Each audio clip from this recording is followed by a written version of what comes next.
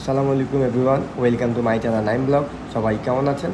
আশা করি সবাই অনেক ভালো আছেন। দর্শক, আমি এই মুহূর্তে দাঁড়িয়ে আছি লালমনিরহাট স্টেশনের বাহিরে। আমি লালমনিরহাট স্টেশনে প্রবেশ করব এবং লালমনিরহাট রেলওয়ে সম্পর্কে আপনাদেরকে জানাবো। কথা না বাড়িয়ে ভিডিও শুরু করা যাক। বাংলাদেশে 2800 কিলোমিটার রেল লাইন পরিচালনা করা হয় দুটি অঞ্চলের 4টি বিভাগের মাধ্যমে।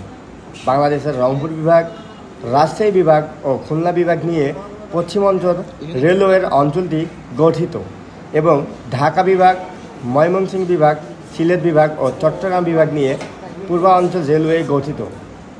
পূর্বাঞ্চল রেলওয়ের অধীনে রেলপথ রয়েছে 1427 কিলোমিটার। পশ্চিমাঞ্চল রেলওয়ের অধীনে দুটি বিভাগ রয়েছে, একটি হচ্ছে লালমনিরহাট, অপরটি হচ্ছে পাকশি বিভাগ। লালমনি এক্সপ্রেস এবং বুড়িমারি এক্সপ্রেস ও করতোয়া এক্সপ্রেস আন্তনগর ট্রেন তিনটি এই স্টেশন থেকে ছেড়ে যায়। এদের মধ্যে লালমনি এক্সপ্রেস ও বুড়িমারি এক্সপ্রেস সবচেয়ে গুরুত্বপূর্ণ, কারণ এটি রাজধানী ঢাকায় যাতায়াত করে। করতোয়া এক্সপ্রেস ট্রেনটি সান্তাহার জংশন, বগুড়া, গাইবান্ধা হয়ে ও বুড়িমারি স্থলবন্দরের মধ্যে চলাচল করে। এছাড়া কিছু commuter local mail Dinajpur, Kurigram, Parbatipur junction, Burimari, Gaibandha, Santahar পর্যন্ত পরিষেবা প্রদান করে। 1995 সাল পর্যন্ত লালমনিরহাট থেকে মোগলহাট পর্যন্ত লোকাল ট্রেন চলাচল ছিল। 2002 সালে সেকশনটি পরিত্যক্ত ঘোষণা করা হয়।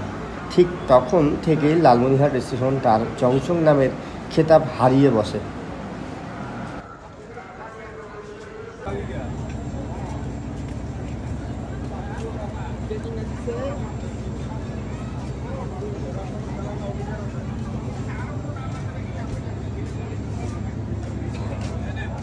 আর দেখলাম আমি ভিডিও করতেছি।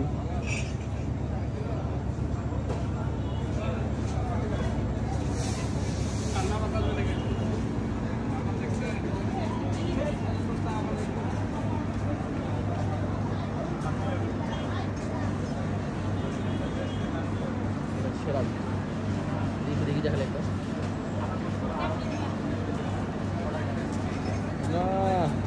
একটা না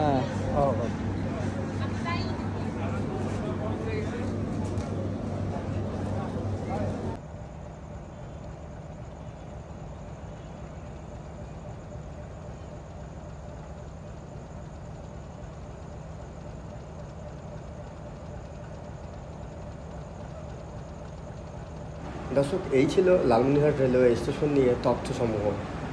সবাই ভিডিওটিতে লাইক করবেন, শেয়ার করবেন, সাবস্ক্রাইব করবেন।